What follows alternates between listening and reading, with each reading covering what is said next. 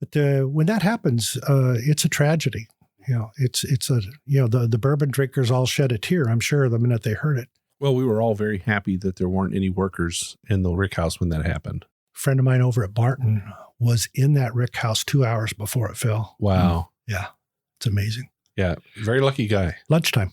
Yeah. Everyone was out of the building, and when it fell, it's a horrible mess. Well, God was smiling that day. No doubt about it. He watches out for the bourbon folks. There you go. I guess that's one way to look at it. So any more interesting stories? Because inquiring minds want to know if people are throwing up in planes. You're doing barrel rolls over the barrels. Well, we try to avoid that. There you go. Yeah.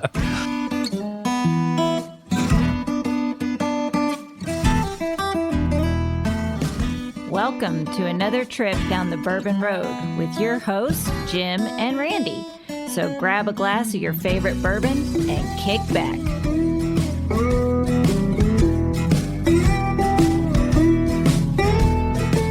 We would like to thank Tommy and Gwen Mitchell from Logheads Home Center for supporting this episode of the Bourbon Road.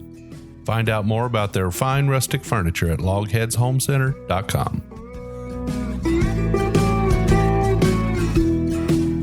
Hello, I'm Jim Shannon.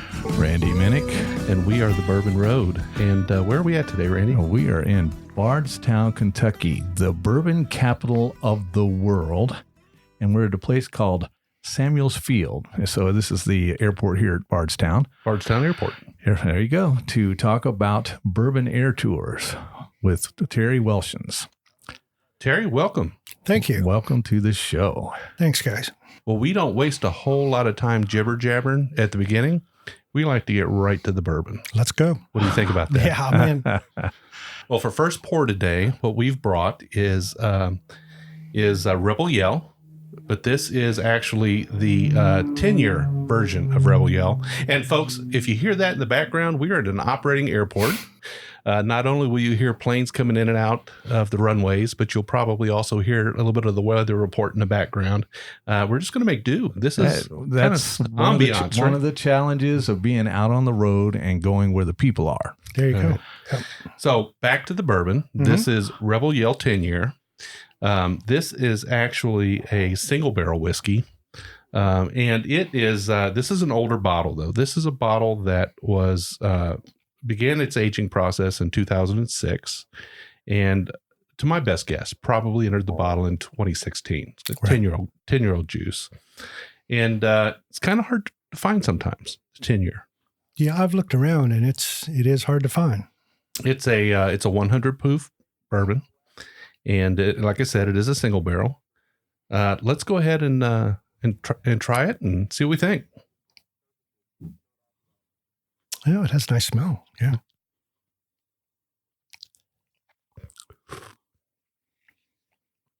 I don't know what kind of glasses are these, by the way.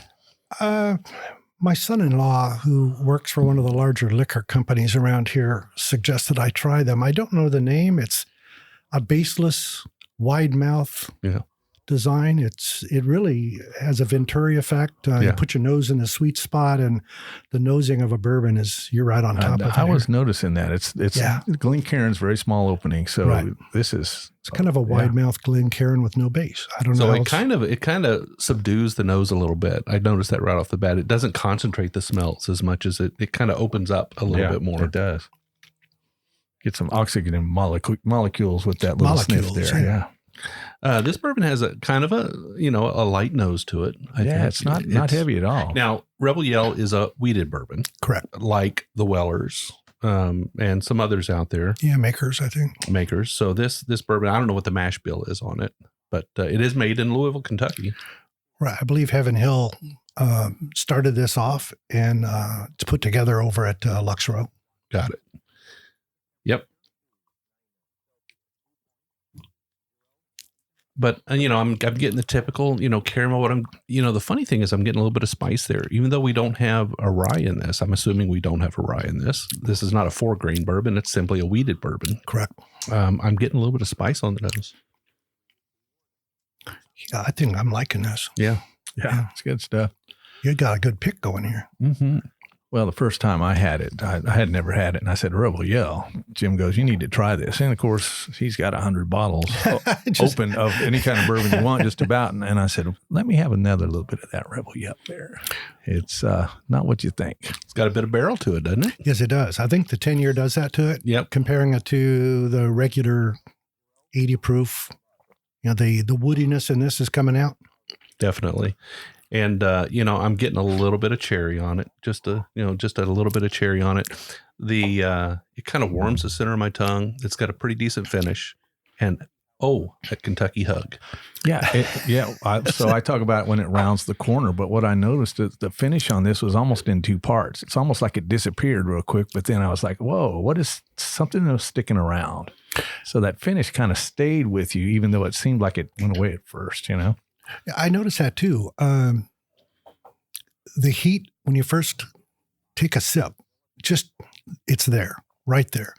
And then it fades out, and then it seems to come back in. I'm feeling it on the roof of my mouth at the back. I can feel that warmth coming back out. It's pretty tasty. Yeah. So this is a pulsating bourbon. Yeah. Reciprocating. There you go. It's coming back at you. That's good. Mm-hmm. So Terry, are you originally from Kentucky?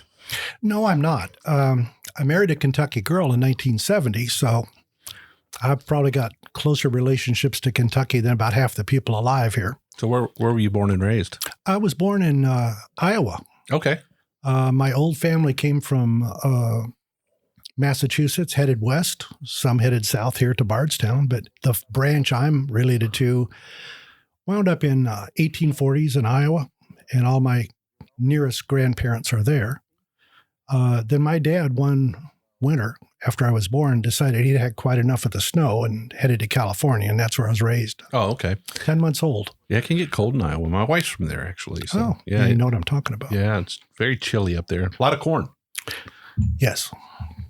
Something about the West and corn. So one question we usually always ask our guest, and one of the reasons you're on the show is because you're actually part of this, but we go, send it to you and ask you, what does the bourbon culture mean to you? That's a very good question.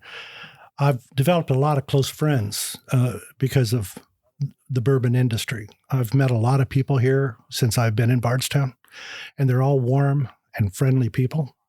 I've joined a couple of associations, and they all seem to, the fellowship more than anything. It's like family. It's a very welcoming. Yeah, and a brotherhood. Yeah. We're all close. I've met people that are board of directors of very large corporations, and I've met people just walking down the road, and they're all bourbon drinkers. So we all hang out. So on any given day, what would you say your daily drinker is for bourbon? If you just pull out a bottle of what you want daily. My go-to? Go-to. Well, it used to be one of the weeded bourbons, one of the Weller products that I happen to have a good supply of. But I discovered Rebel Yell, and it's right there. And then the good news is it's relatively inexpensive and readily available. It is. Yes. It is. Now, the Old Fitz, right, was another weeded bourbon, right? Right. And I guess there's some others too. Okay. So would a rye be something you would drink on a special occasion? What would you drink if you were pulling out something for mark an anniversary or a birthday or some kind of special occasion? Eagle Rare. Eagle Rare, really? Yeah, I've got that. Larceny. Those are special occasion bourbons. Yeah. Huh? And I do have a very special occasion. I've got a Van Winkle in the closet that close friends and son comes over. We sip on it. The Van Winkle's a weeded bourbon. Mm-hmm. The Larceny's a weeded bourbon. Mm-hmm. I can see where you roll here.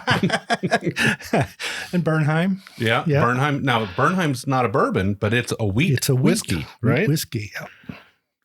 Yeah, so I've you see a trend. Yeah, I can see a trend there. Bernheim off the shelf is not something that I kind of go to personally. It's not my thing. Mm-hmm. But I've heard there's some Bernheim picks out there that are really good. Some store picks. Would not be surprised. Yeah. Yeah. A wheated bourbon has a distinctive difference to it from a regular corn-based bourbon. And what would, in your opinion, what would that difference really be? Where would you get that? In the nose, in the actual tasting and the finish? I think overall the sweetness The initial sweetness is lower in a wheated bourbon. The corn just seems to bring that up, and I taste the sweetness first. I lose that with, I think the more wheat you put in, the lower the sweetness goes. Oh. That's just my personal taste. That's a personal personal preference. Sure. Absolutely. Well, one of the things we probably ought to square away right here now, so we don't have any nervous listeners. We are drinking bourbon. Yes. And you are a pilot. Yes. But there's some rules that go along with that, right? Yes. Yeah, we're not flying today. That's good. You're not flying till tomorrow. Till tomorrow morning. So what did you tell me earlier the rule was? Well, the federal regulations say that there could be no less than 8 hours after you finish a drink before you go flying. So we call it the 8-hour bottle to throttle rule. 8-hour bottle to Bottle throttle. to Bottle throttle. to throttle. That's a good time to sleep is that 8 hours. Yes. Right? Yes. And the same applies to medicinal things. Right. Pain relievers or whatever. It's the same rule. Yeah. You don't want to be impaired when you're flying. You need all your faculties in attendance. I actually took one lesson.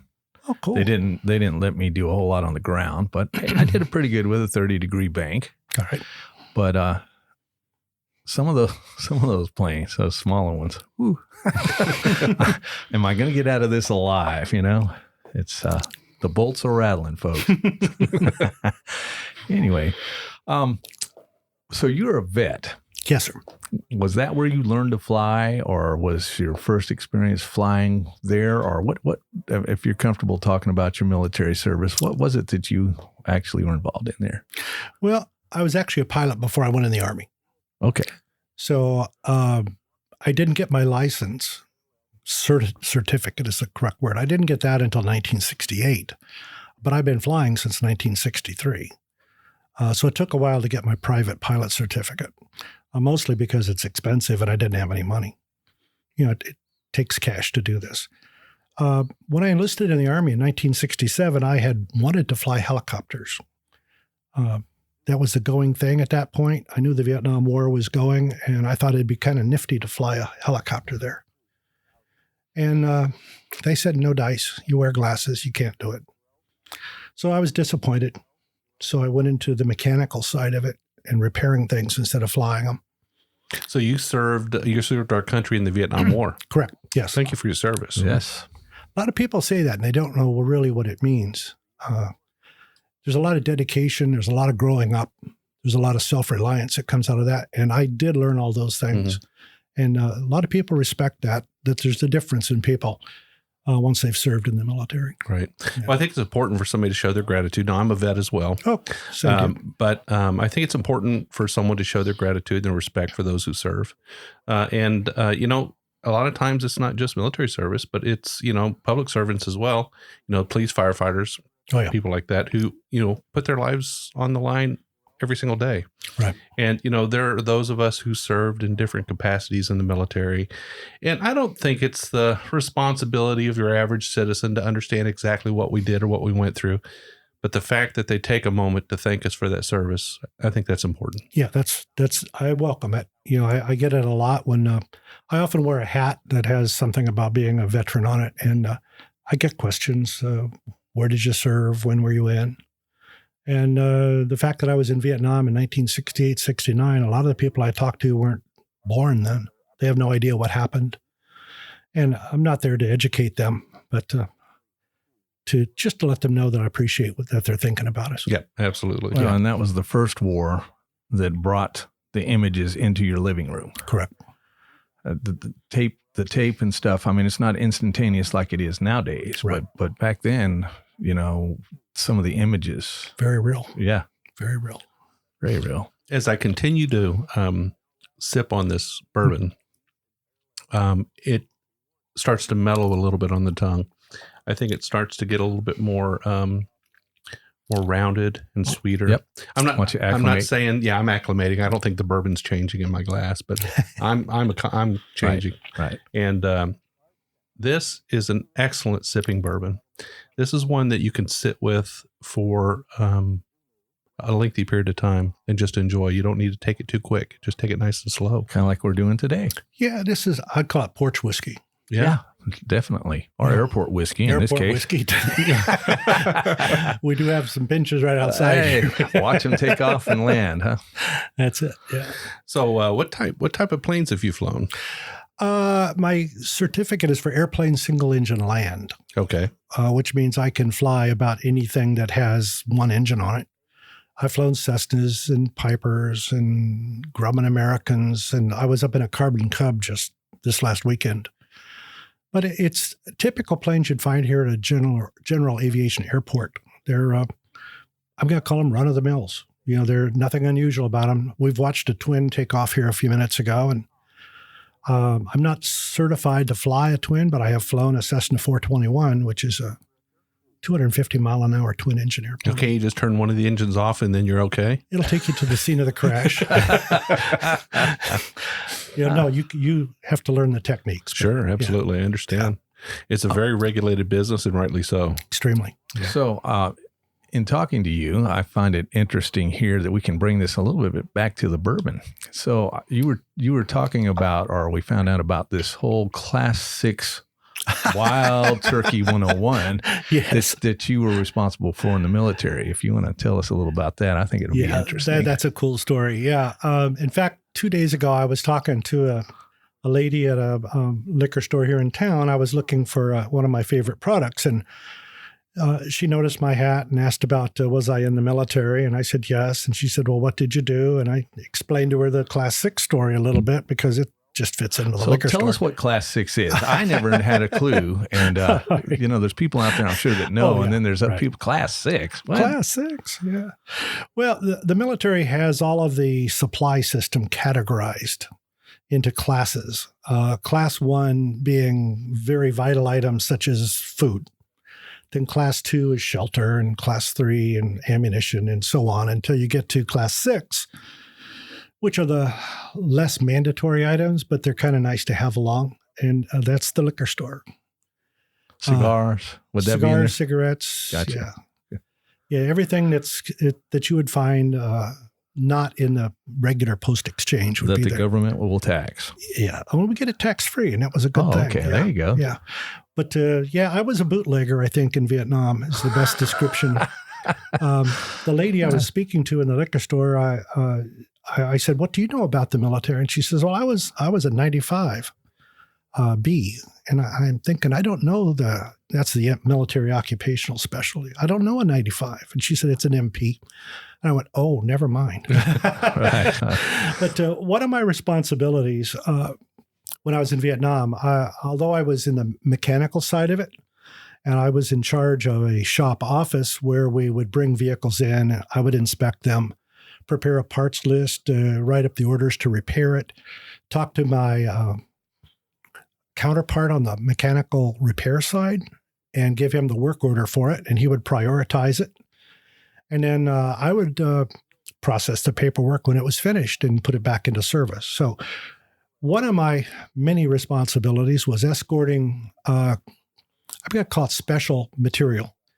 We captured a lot of enemy materials when I was in Vietnam, and we would box that up into foot lockers and various boxes, and I would escort it as the official courier back to the main base at Cam Ranh Bay.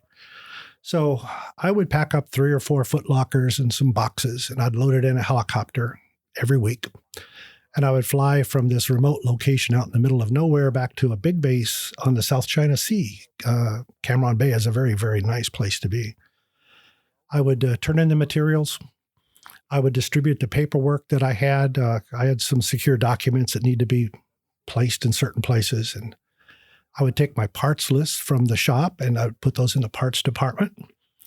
And once that was all done, I'd usually then lounge around the rest of the day, stop by the Class 6 store, reach in my pocket and pull out all the ration papers, the ration cards that we had that allows you to buy things like tape recorders and television sets and radios and Class 6 store items.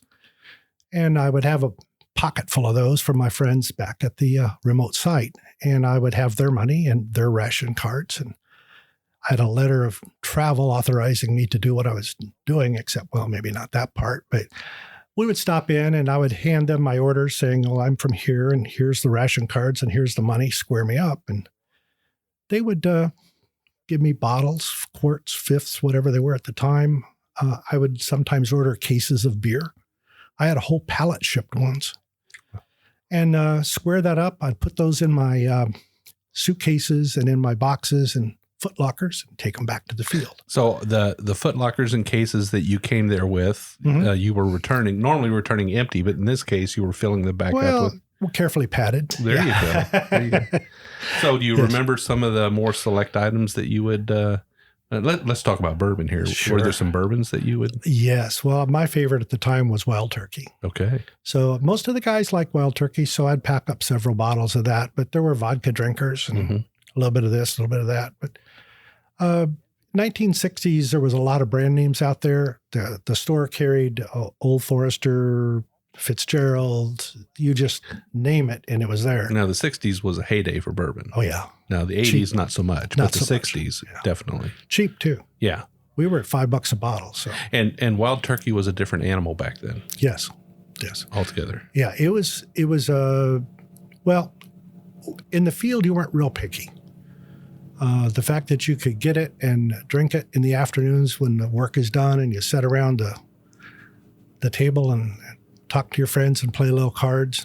Yeah. It's good sipping whiskey at the time. So Wild Turkey was the go-to back then. It was one of my favorites, yeah.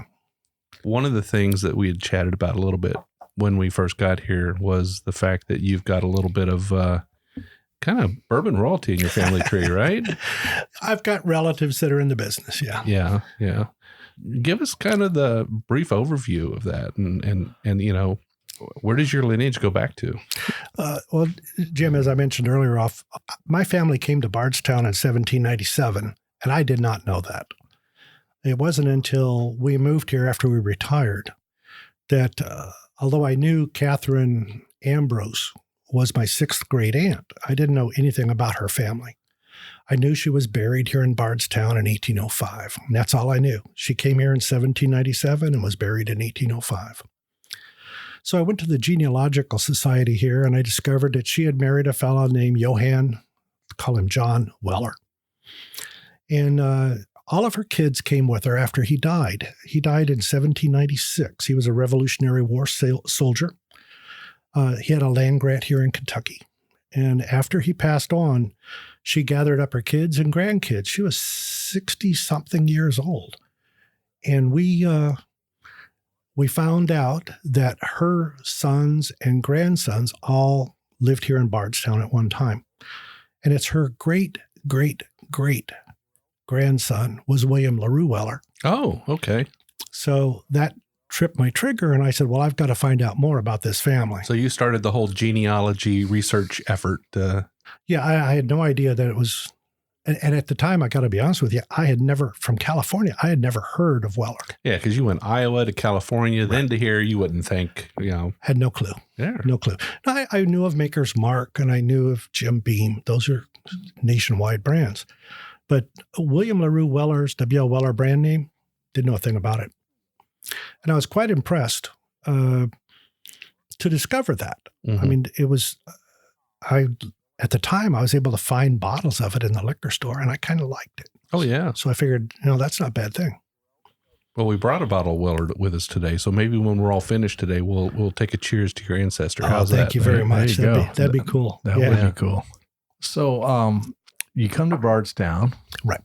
Start getting into the whole bourbon scene. Yep. And I noticed on the website the whole Stave and Thieves Society. Well, that's interesting. Some of the online bourbon things, they have a thing called the taters. Have you ever heard of the taters? Taters. Being a tater. That's what I usually get at Waffle House with my eggs. Taters. I like fried taters and gravy.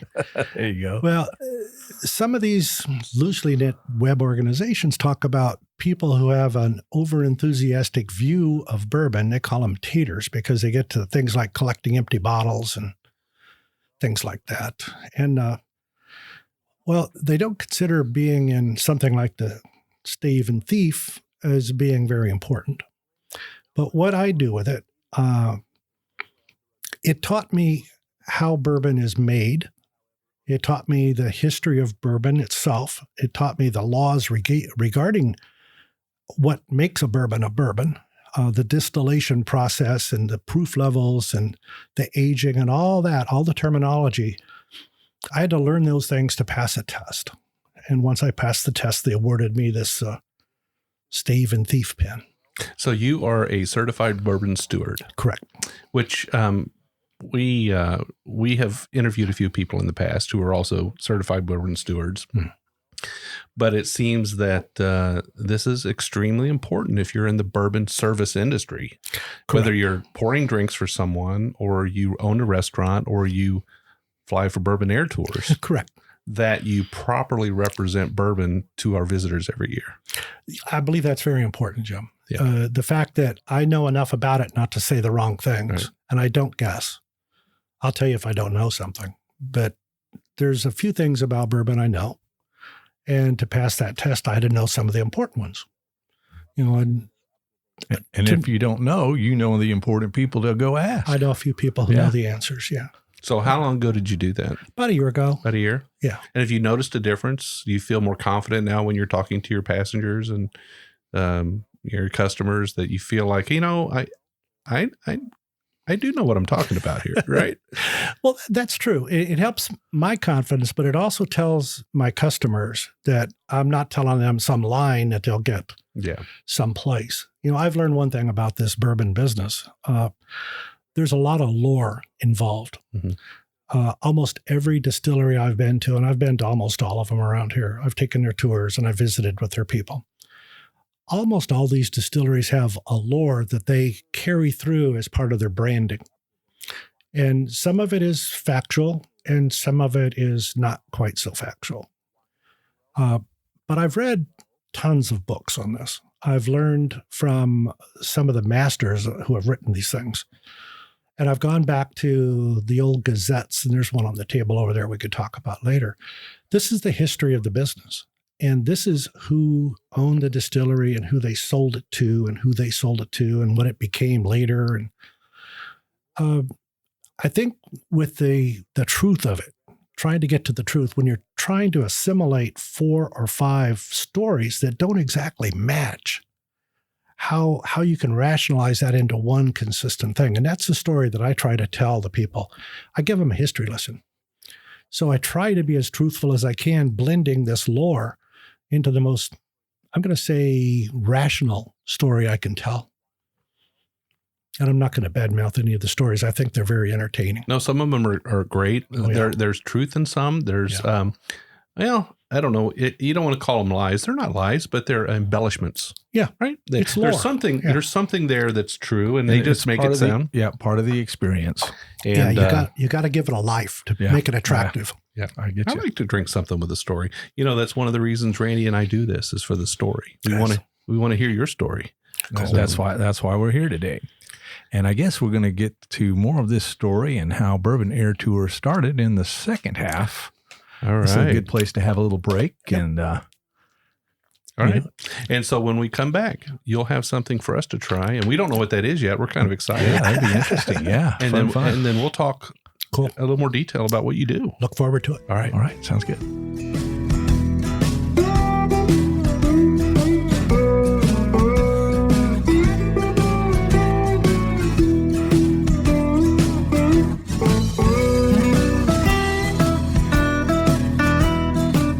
I'd like to thank Tommy and Gwen Mitchell from Logheads Home Center for supporting this episode of The Bourbon Road. Logheads Home Center, nestled in the hills of Kentucky, is an industry leader in building handcrafted rustic furniture. Family owned and operated, they take pride in offering only the very best for their customers. The Logheads, and that's what they like to call themselves, are skilled woodcrafters who are passionate about creating rustic furniture for people who appreciate the beauty of natural wood. Owners Tommy and Gwen don't just sell the rustic lifestyle, they live it.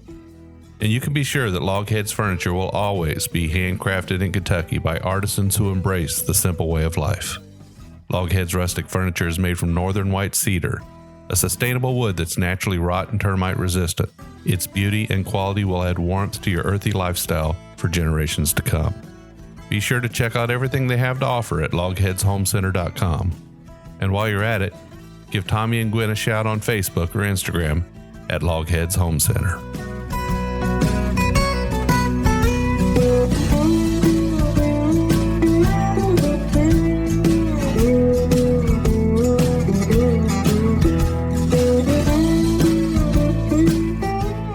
Okay, so we are back for our second half, and what have you got for us today?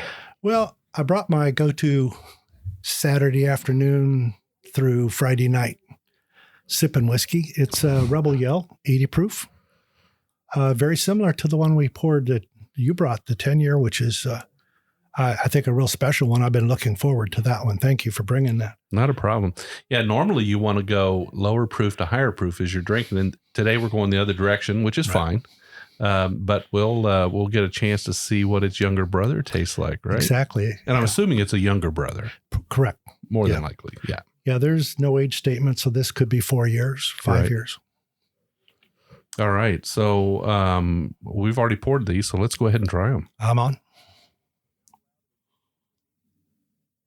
Now, this liquid's a little bit lighter than the 10-year, and I would expect that from a younger bourbon.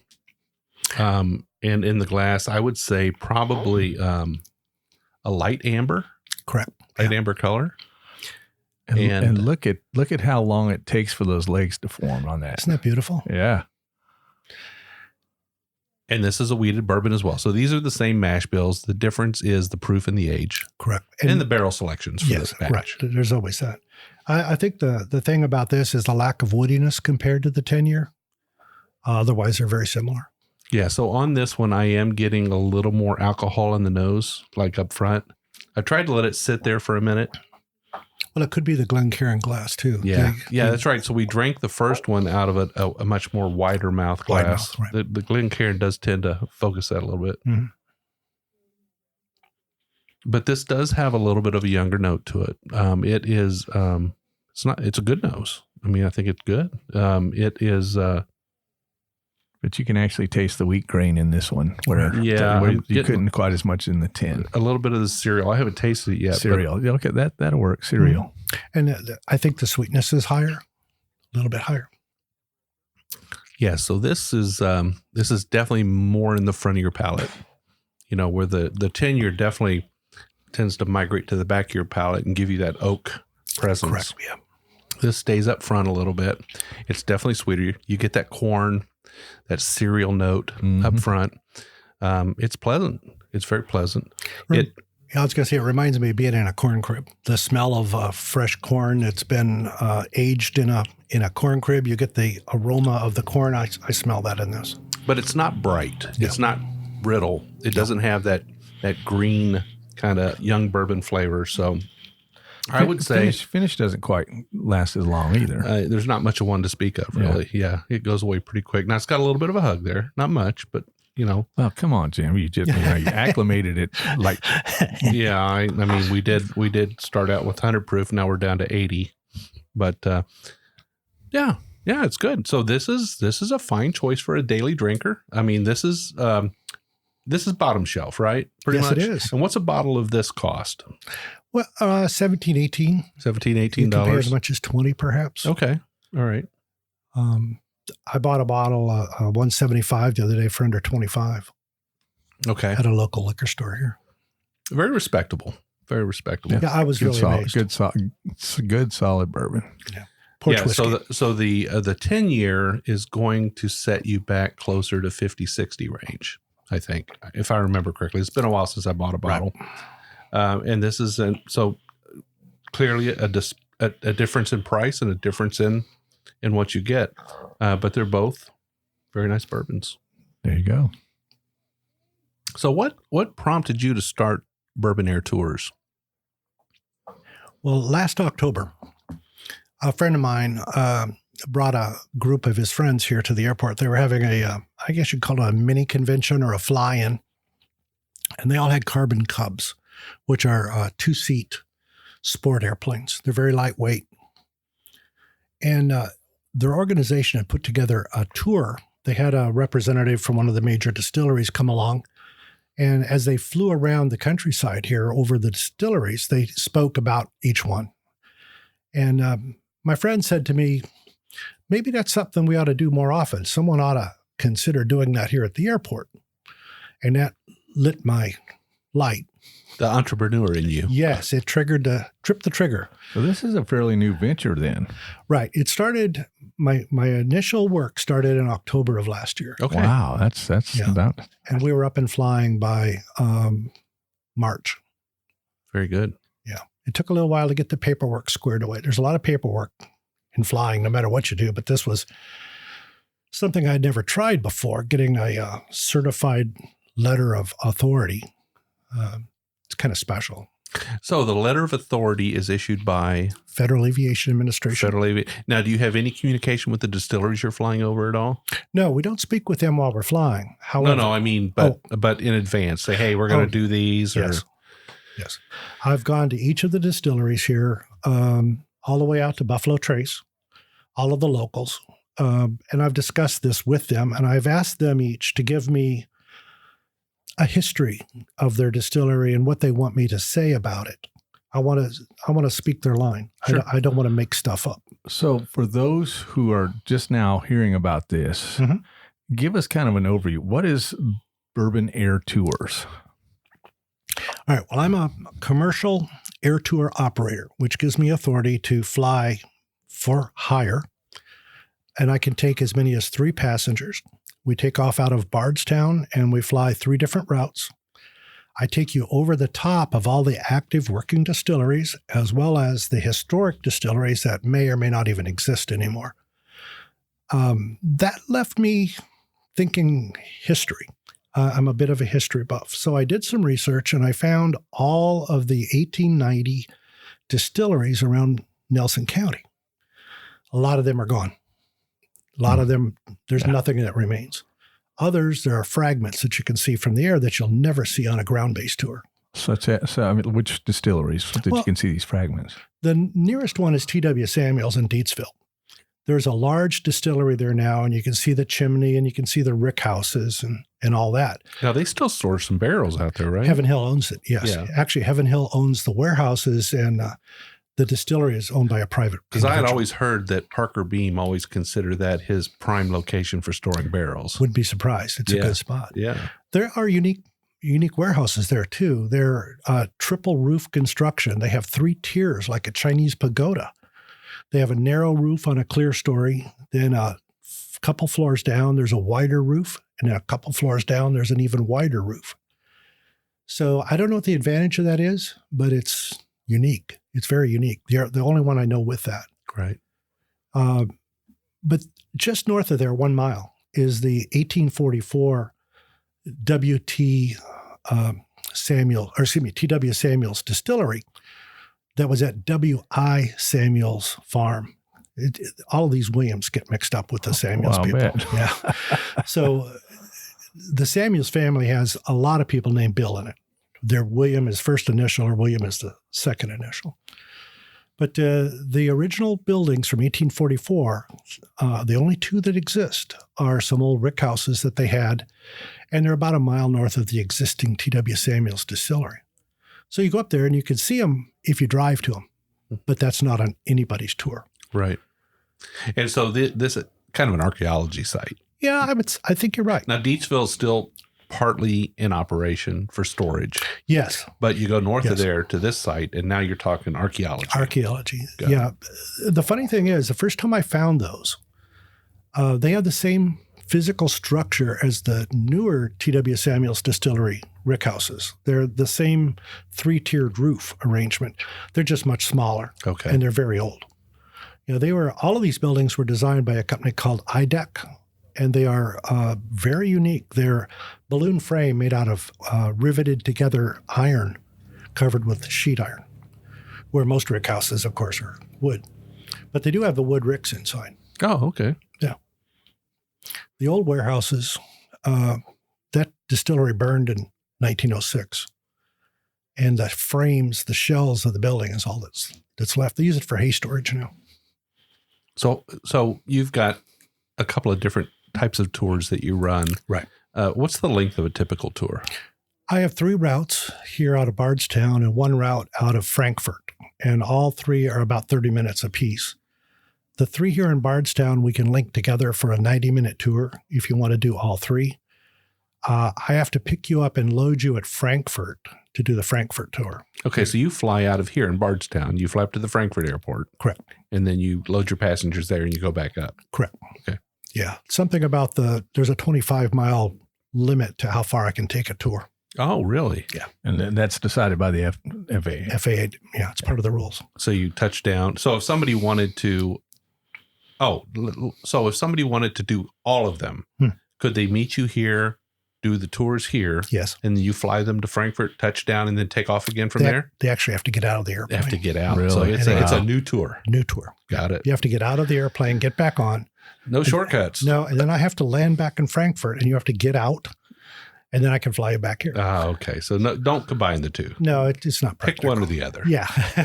So on the Frankfurt tour, you go over, I guess, which distilleries? Start off at Buffalo Trace, head over to Old Grandad. From there, south down to Glenn's Creek, which used to be Old Crow. and then on to Castle and Key, which was Taylor back in the day. Right.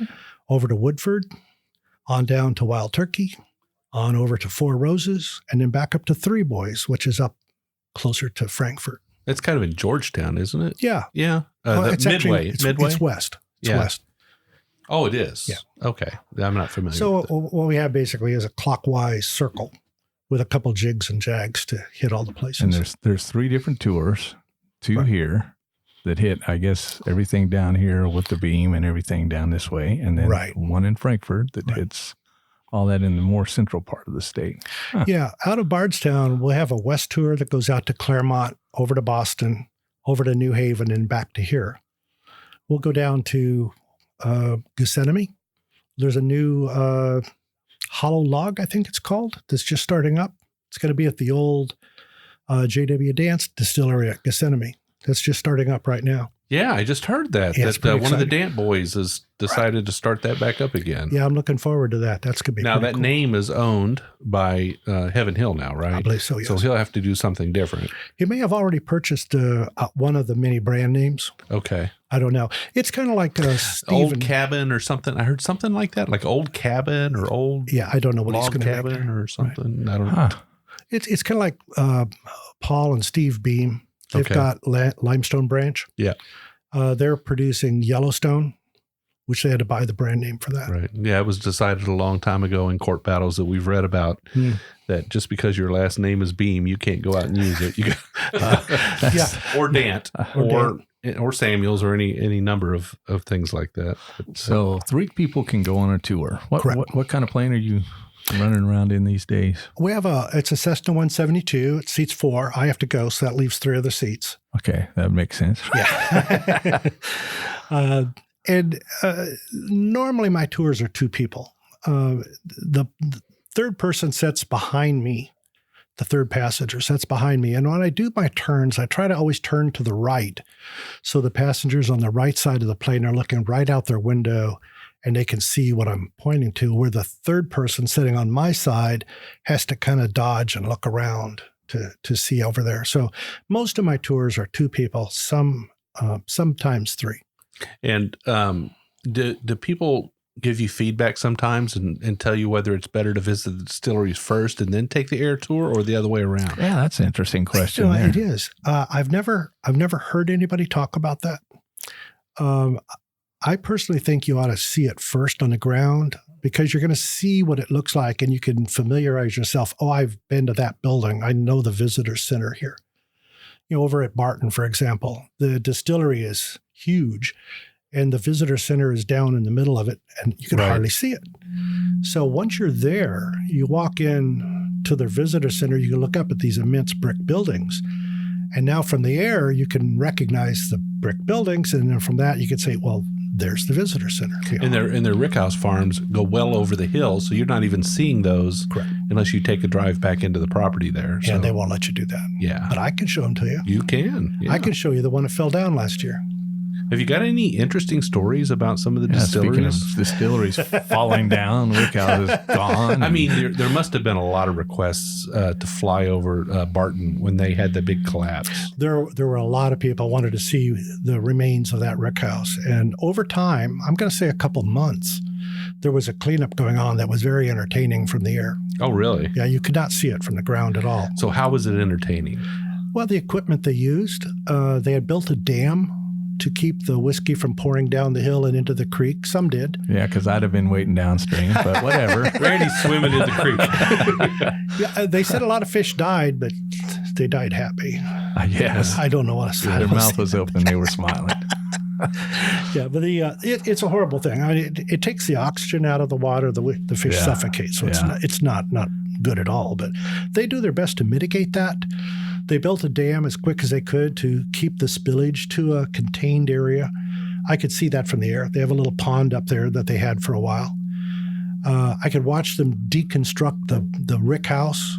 They used a small backhoe with a grapple. Okay. And they were selectively plucking the barrels out of the wreckage, and then someone would inspect them. And if they were good, they put them on a truck. And if they were bad, they put them over there. All the ones that were put over there are still over there. Oh, really? Yeah, there's a pile of wreckage up there beside Now, the these are house. barrels that likely still have liquid in them. Some, I think most of them are broken. Broken. Yeah. Okay. Yeah, anything that was damaged, they couldn't reuse that. Yeah, because that was how many stories? So 3 stories? No, more, I think. I don't know how high up. I'm guessing it's 5 or 6. Really? Wow. Yeah, that's a lot of bourbon. Yeah, they said barrels. it's 20,000 barrels. Wow. Now we just had O.Z. Tyler. O.Z. Tyler went down here just a week or so ago. Yeah, fortunately they didn't lose a lot there. About a fourth of the rick house, right? Right, and the rest stayed up. So Now you don't fly that far. no, that's Owens. Not even for a personal look. I might. Not this afternoon, no. Yeah.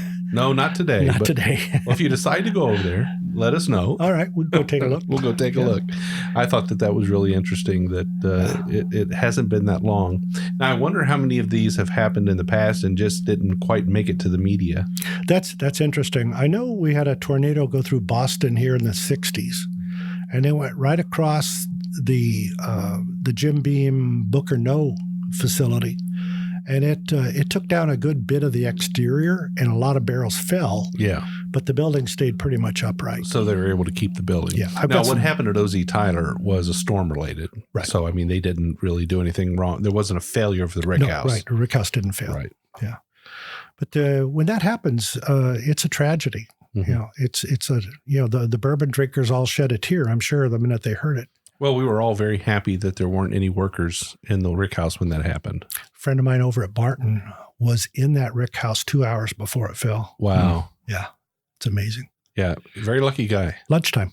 Yeah. Everyone was out of the building, and when it fell, it's a horrible mess. Well, God was smiling that day. No Yes. doubt about it. He watches out for the bourbon folks. There you go. I guess that's one way to look at it. So any more interesting stories? You know, because, inquiring minds want to know if people are throwing up in planes. You're doing barrel rolls over the barrels. Well, we try to avoid that. There you go. Yeah. I've had people ask me if they can bring a cocktail or a sippy cup on board. Flask. Yeah, I've had that. Yeah.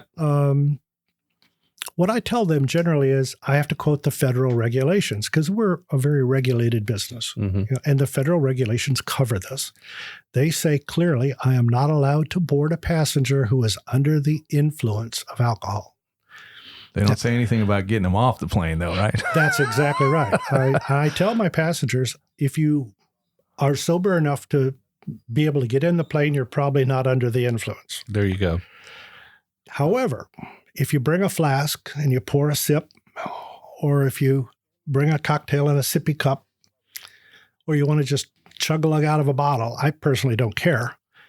And the regulations say nothing about your condition when you get off. Right. And you're flying the plane, so you got more important things to worry I'm about. not. I don't have a rear view mirror. So Okay, so what are your rules then? If I go to take a tour with Terry with Bourbon Air Tours, what are the rules and things I need to be aware of then? That's an excellent question. I have to follow the federal regs 100%. They start off with, while we're in the building over here, we're going to talk a safety briefing. I'm going to discuss with you that we're going to put on our seatbelts, that we're going to keep our seatbelts on until we stop after we've landed and the propeller has stopped turning, because I don't want to make anybody go to pieces. I tell them that the doors are on each side. I tell them that they open like a car door. And I tell them We don't have to wear any type of life preservers or life vests because we're not going to fly over any water deeper than what you can wade through. And I tell them, nobody's going to have a parachute, so you can count on me being with you the whole trip. And other than that, I welcome them aboard and help them put their seatbelts on, and I comfort them and offer them whatever support I can. And I've had some people who are apprehensive. It's their first flight in an airplane. I try to calm their nerves. I tell them I'm going to do my very best, and their interest is my interest, and that first interest is safety. And so when you're flying, you're flying at an altitude that is considered safe by the FAA. Correct. That gives you, and being an experienced pilot, you're always looking for that emergency landing spot. Always, yes. And should you have an engine failure or something happen to the plane, which is highly unlikely. It's possible. It is possible. You've always got in your head where you're going to put that thing down at. And you've got enough altitude to allow that to happen. Correct. That's part of the safety that's ingrained within a pilot. When I'm flying, I'm constantly looking for a landing spot in the event something happens. I've continuously scanned the area. I'm flying over an area I've flown over hundreds of times, so I pretty much know where the good places are going to be. I tend to fly over those on the way to wherever I'm going so that in the event something happens, we have a safe place to land. Yeah. And being a light aircraft, you've got a lot of opportunities there. And there's a lot of beautiful green pastures here in Kentucky. Absolutely. Yeah. I've had a lot of experience with preparing for emergency landings. Every 2 years, I have to go with an instructor and we practice those. At some point in that 2 hour or hour trip, however long it's going to be, he will ask me to shut the engine to idle and then pick a landing spot and go through my emergency procedures, all the steps necessary to try to restart the engine or whatever has gone wrong. And then I'll commence lining myself up to make a safe landing at a spot. And then at a safe altitude, you'll power back up and fly on so our you way. don't actually have to land in the cow patties, is what you're saying. Yeah, I'm prepared to, though. Well, the trip home would be interesting. Well, I do have a radio and I do have a cell phone. I hear you. Yeah, I hear you. Yeah, it's always on. I'm not going to say on the front of my mind, but it's always there. Yeah. It's always something to think about. Well, an experienced pilot always has that in his head. He knows what he needs to do, I would say. So do you have any plans for the future? I mean, for expansion or adding new parts to your tour? Or I mean, maybe taking on a partner and running 2 planes, or maybe, hey, hold it. Maybe even getting that twin props so that you can take 6 or 8. Or a helicopter. Oh, with a stewardess. Yeah, there you go. There you go. Steward. The steward. We already had the steward. Now we need a stewardess. Yes, there you go. Well, I have, in fact, explored that. And I have friends here at the airport who are rated commercially. They're legal to fly commercial operations. And I've spoken to them about helping me out when I have more than one set of passengers to fly at a time. I just got a new letter of authority from the feds this week, authorizing me as many as 4 airplanes. Wow. And I've given them the 4 tail numbers. That's not one of them there, but it's one that looks a lot like that one is sitting outside their window. And I've got 3 commercial pilots ready to go, and I've got their paperwork all filed with the random drug test program that all of my people have to be in. I had to check their maintenance records and logs and make sure everything is legal and up to date on the airplane. And the feds have just authorized me to fly as many as 4 airplanes now. So business is booming. It's flying. And, Wow. and all It's you gotta flying. do There is you go. just turn them on to bourbon and teach them the history then. And Yeah, you're ready to go. Well, a matter of fact, last weekend on the 21st, it's a little over a weekend, isn't it? Yeah. I escorted 10 Carbon Cubs on another fly-in. I was in the lead aircraft, and I narrated all 4 of my tours on one flight with these Carbon Cubs. We lined up like a string of pearls, one behind the next, taking off 10 or 15 seconds apart. And we flew along the sky, a string of yellow airplanes, Wow. about 2 miles long altogether. As you narrated the tour. Yeah. And we set up a special frequency, and everybody was listening with their headsets. And I would press the talk button and do my spiel, and then fly a little bit and then talk some more. And I talk about the way the barrels are charred, and I talk about why they're charred and the aging process, and all the bourbon steward patois. So there's the Thunderbirds and then the Bourbon Birds. The Bourbon and then there's Birds, the flying, the Blue Angels and the Angel Share. The Angel Share, exactly. So, yes. all right, I'm seeing how this works. This is going to work great for you, Terry, I think. Yeah, and I did that as a comp because he's a friend of mine. It's actually the fellow that got me involved in this. I said to him, you owe him that. I owe you this. Yeah. Oh, yeah. Yeah. We'll go for a flight. There's an awful lot of people coming to bourbon country every year to go on distillery tours and to experience, the bourbon trail. And this would be a unique experience for some of those who, hey, I'm pretty good. I know some of these places, a little bit of the history. I've seen them from the ground. Maybe this is the way to do it. See it from the air. Yeah. Well, it's a different, I'm going to say point of view, of course. But you're going to see parts of the bourbon industry that you will not see any other way. Right. I will show you the Maker's Mark big factory. I'll guarantee you the two little ladies that sit at the end of the table don't do all the red wax dipping. They just can't fill that many cases that fast. Wow. So I'll show you where the big building is, and we can't go in there, but I'll guarantee you that there's more to this business than what meets the eye. It's kind of like an adult version of Disney World. So if you're in Bardstown, yes, and you're visiting distilleries here, yes, and we've got a number of them here. Yes. How long does it take to drive, let's say, from Heaven Hill to your front door? It's less than 5 miles. Less than 5 miles. So if somebody's doing a distillery tour, this could very easily be one stop on that distillery tour. It'd be a great thing to do just before or right after lunch while you're waiting for your next tour. There you go. Okay, so say I want to do this. How do I get in touch with you and find the information that I need to book one of these Bourbon Air Tours with Terry? Well, there's two ways. I have a webpage. It's bourbonairtours.com.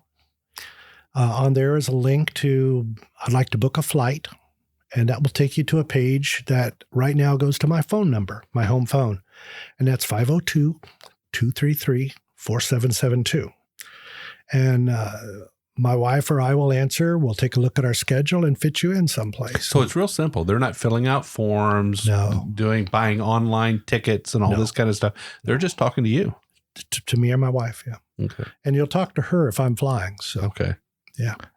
And you take cash, card, PayPal. What do you take? Bourbon. I'll take bourbon. So people can pay with Rebel Yell, right? Yeah. I'm set up right now to do credit cards. Okay. The iPad that I fly with is my navigation tool. I've got it set up with Square. Okay. So I can process cards. Of course, cash is always welcome. Okay. I don't know about PayPal. I could look into that, but most people I've talked to, they have a credit card. Yeah, they're going to come face to face with you at some point. They've got a card. Yep. And we'll process that on the site right here at the airport. Now, do you fly year round?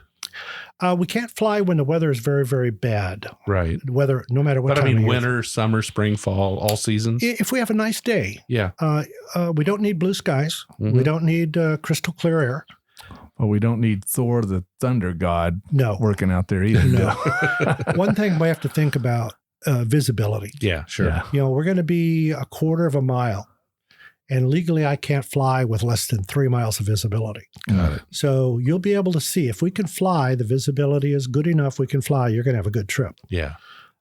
We can fly in a light rain as long as the ceiling is high enough, but nobody wants to fly in a rain.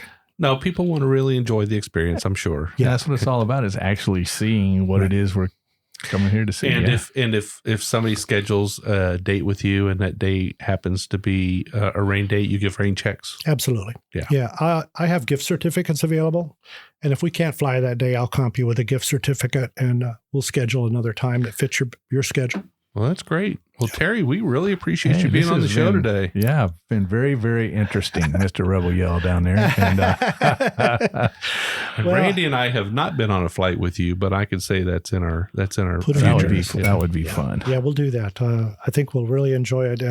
I like talking bourbon while we fly, and because of the background I have, both on, I like to call it the hardware, which is the buildings and that side of the business, and the software, which is the people side of the business. I'm comfortable on talking both sides of this. Awesome. Well, thank you, Terry. Thank you for having me.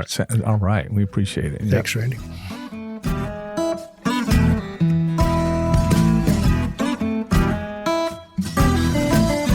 We do appreciate all of our listeners, and we'd like to thank you for taking time out of your day to hang out with us here on the Bourbon Road. We hope you enjoyed today's show, and if so, we would appreciate if you'd subscribe and rate us a 5-star with a review on iTunes. Make sure you follow us on Facebook, Twitter, and Instagram at The Bourbon Road. That way you'll be kept in the loop on all the Bourbon Road happenings. You can also visit our website at thebourbonroad.com to read our blog, listen to the show, or reach out to us directly. We always welcome comments or suggestions, and if you have an idea for a particular guest or topic, be sure to let us know. And again, thanks for hanging out with us.